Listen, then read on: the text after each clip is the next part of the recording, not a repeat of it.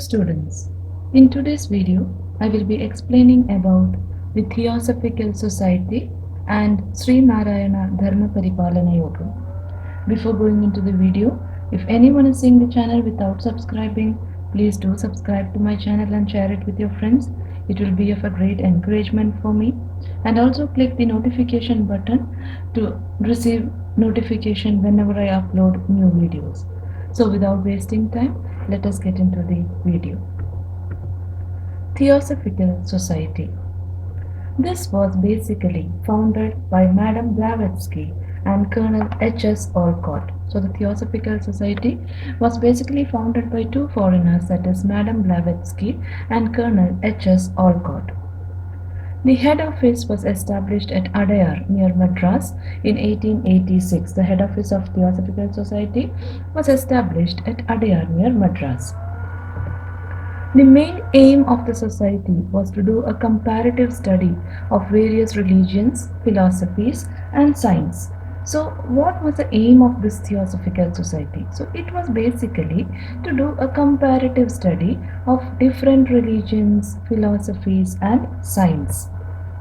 It also wanted to discover the indomitable spirit hidden in the human. So it wanted to find out the undefeatable or indomitable spirit which is hidden in every human being.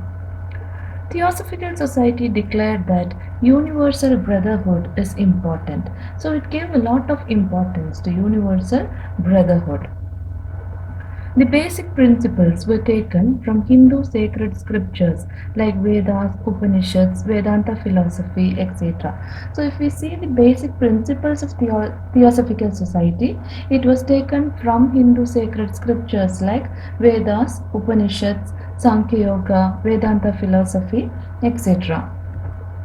The society attempted to find solutions to the present day problems by studying ancient Indian thoughts and philosophies. So, the society wanted to reform basically the Hindu religion.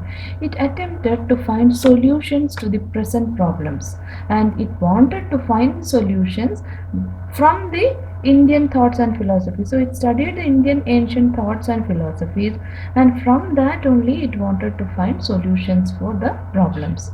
So Theosophical Society was basically founded by Madame Blavatsky and Colonel H.S. Olcott. The head office was established at Adyar near Madras in 1886. The main aim of the society was to do a comparative study of various religion, philosophy, and science. It also wanted to discover the indomitable spirit hidden in the human. Theosophical Society declared that universal brotherhood is important, and the basic principles were taken from Hindu sacred scriptures like Vedas, Upanishads, Vedanta philosophy, etc. The society attempted to find solutions to present problems by studying the ancient Indian thoughts and philosophies. Now, it was interesting to note that foreigners took more interest in this process. So, in the beginning only I have told the Theosophical Society itself was founded by Madame Blavatsky and Colonel H.S. Olcott. And it was very interesting to note that foreigners took more interest in all this process. Theosophical Society started to grow more with the arrival of Irish lady Annie Besant in India in 1893. So, the Theosophical Society started to grow more when an Irish lady named Annie Besant arrived in India. She arrived as a member of the society. She came as a member of the society. She was born in London and became an active member of the society in 1889. So Annie Besant was born in London and she became an active member of the society. She had more knowledge in Vedanta philosophy. So we already know that the Theosophical Society was basically based on Hindu sacred scriptures, and Annie Besant had more knowledge in Vedanta philosophy. She said that Indian culture is far more superior to the Western culture, which is based on materialism. So, according to Annie Besant, she said that Indian culture is far more superior to Western culture. Why? Because Western culture was based on materialism. This movement was a reformation movement of Hinduism. So basically, if you see Theosophical Society, the movement was a reformation movement of Hinduism. She also did a comparative study of Hinduism and Buddhism. So it is interesting to note that foreigners took more interest in the Theosophical Society, and it started to grow more with the arrival of Irish lady Annie Besant in India. Annie Besant arrived as a member of the society and she became an active member in 1889. She had more knowledge in Vedanta philosophy and she said that Indian culture is far more superior to the Western culture, which was based on materialism. This movement was a reformation movement of Hinduism, and she also did a comparative study of Hinduism and Buddhism. One of her major achievements was translating Bhagavad Gita into English.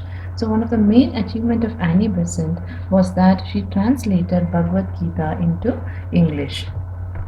She was called as Shweta Saraswati. Shweta means white, or we can tell she is a foreigner, that is why she was called as Shweta Saraswati. She opened schools because she wanted education for all. Annie Besant laid more stress on education for all, and for that purpose, she opened many schools.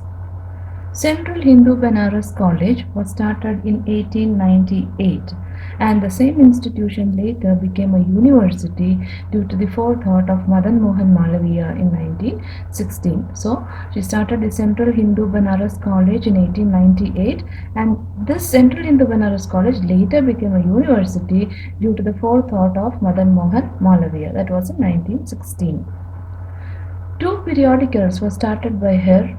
One is New India and the other one is Commonwealth, to initiate discussions on current problems and social issues. So two periodicals were started by her. One is New India and another is Commonwealth, to start discussions on current problems and social issues.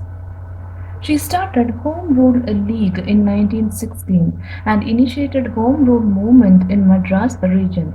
So when we move into the freedom struggle, we can see that she started Home Rule League in 1916 and she also initiated Home Rule movement in Madras region.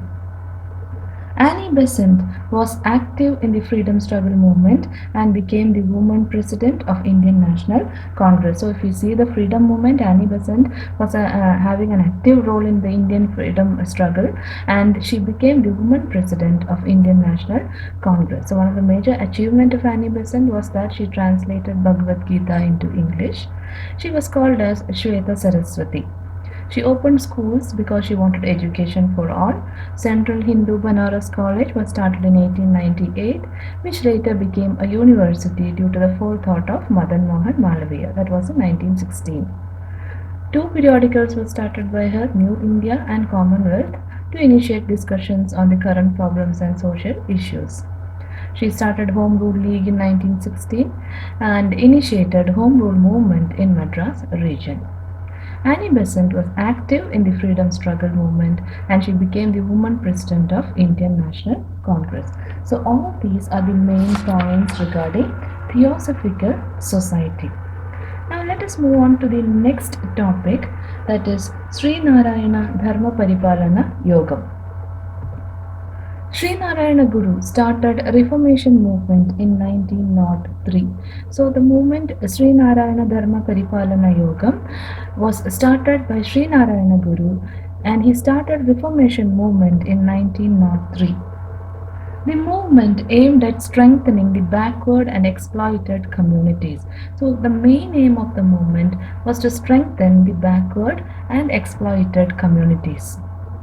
Narayana Guru and his companions Dr. Palpu and Kumaranashan led the movement. So the movement was led by Sri Narayana Guru along with his companions Dr. Palpu and Kumaranasan. There were many prohibitions in places based on caste differences in Kerala. So the people of backward or exploited communities had to face a lot of prohibitions in places, and this was based on caste differences. That is, people of lower caste or backward class were not allowed to go to some places. People from some caste or basically lower caste were not allowed to use common facilities like tanks and roads. They were also barred from wearing footwear. So it was also a practice that the lower caste people were not allowed to wear footwear. Restrictions were there on women's dressings also. So there was a lot of restrictions on the dressing of women of lower caste also. So Sri Narayana Guru started Reformation movement in 1903. The movement aimed at strengthening the backward and exploited communities. Narayana Guru, along with his companions Dr. Palpu and Kumaranashan, led the movement. There were many prohibitions in places based on caste difference in Kerala, and people from lower caste or backward caste were not allowed to use facilities, common facilities like tanks and roads. They were also not allowed to wear footwear, and there was also restrictions on women's dressings. These communities had to live without basic human rights. So, the lower caste or the backward caste in Kerala, especially, had to live without basic human rights. In order to address to this issue, Sri Narayana Guru started Dharma Paripalana Yoga movement. So, to solve all these issues, Sri Narayana Guru started Dharma Paripalana Yoga movement. One caste, one religion, and one God for human beings was a basic idea of Sri Narayana Guru. So, according to Sri Narayana Guru, there should be only one caste, one religion, and one God for human beings. This was a basic idea of Sri Narayana Guru. According to him, education is the only path to achieve this. So, to achieve this idea, only way is education. He built temples for the backward communities as they were denied entry into temples. So, as I have already told, the backward communities were not allowed to go into temples, or they were not allowed to use common facilities like tanks and roads. So, what Sri Narayana Guru did, he built temples specially for backward communities. Narayana Guru and his companions started Vaikam movement, which was a temple entry movement in 1924. So it was kind of a temple entry satyagraha, which fought for the rights of lower caste or backward caste to enter into temple. So he and his companions started Vaikam movement, which was a temple entry movement in 1924. Gandhiji and Periyar, the architect of self-respect movement, participated in this. So in this Vaikam movement, Gandhiji and Periyar, the architect of self-respect movement, we'll be studying about him in the coming video, they also participated in this. The temple entry of Guruvayur temple was a major incident. So one of the major incident was a temple entry of the famous Guruvayur temple in Kerala. So, in order to address all the issues of the lower caste, Sri Narayana Guru started Dharma Paripalana Yoga movement. According to him, one caste, one religion, and one God for human beings was his basic idea. According to him, education is the only path to achieve this, and he built temples for the backward communities as they were denied entry into temples. Narayana Guru and his companions started Vaikam movement, which was a temple entry movement. It started in 1924. Gandhiji and Periyar, the architect of self-respect movement, participated in this, and the temple entry of Guruvayur temple was a major incident. So, in today's video, we have seen about the Theosophical Society and also about the Sri Narayana Dharma Paripalana Yoga. So, I hope you understood all the points regarding this very clearly. If you have any doubts, you can ask in the comment section. And please don't forget to like, share and subscribe to my channel. I hope to see you all soon in the next video. Thank you for watching.